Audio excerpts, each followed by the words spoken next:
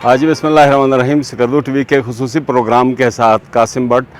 दोस्तों, मुल्क अज़ीज़ पाकिस्तान में जो बदतरीन दो किस्म के बहरान से गुज़र रहा है, जिसमें एक माशी बहरान है और जो सर चढ़ बोल रहा है और महंगाई का तूफ़ान है और हर शहरी जो है चीख रहा है, और दूसरा दहशतगर्दी के वाक़यात हैं जो कुछ अरसे से हम देख रहे हैं कि इसमें मुसलसल इजाफ़ा हो रहा है। और लास्ट डेज़ जो है पेशावर में जो धमाका हुआ जिसमें 100 से ज़ायद कीमती इंसानी जानें ज़ाया हो गई और दर्जनों लोग जो है ज़ख्मी हो गए।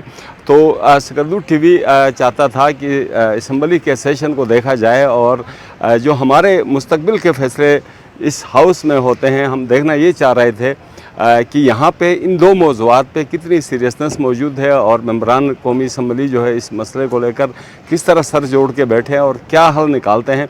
लेकिन आज का सेशन देखने के बाद सच्ची बात यह है, हमें मायूसी हो गई कि इस मुस्तकबिल साज इदारे के अंदर इन दो बहरान के हवाले से, दो बिग इश्यूज़ के हवाले से कोई वाज़ेह जो है यहाँ पे गुफ्तगू नहीं हुई। और बदकिस्मती से दूसरा जो मसला था कि ऐवान के अंदर न होने के बराबर हाज़िरी थी मेंबरान की, जिससे इस दोनों इश्यूज़ पे इन मेंबरान कौमी असम्बली की सीरियसनेस का अंदाज़ा होता था।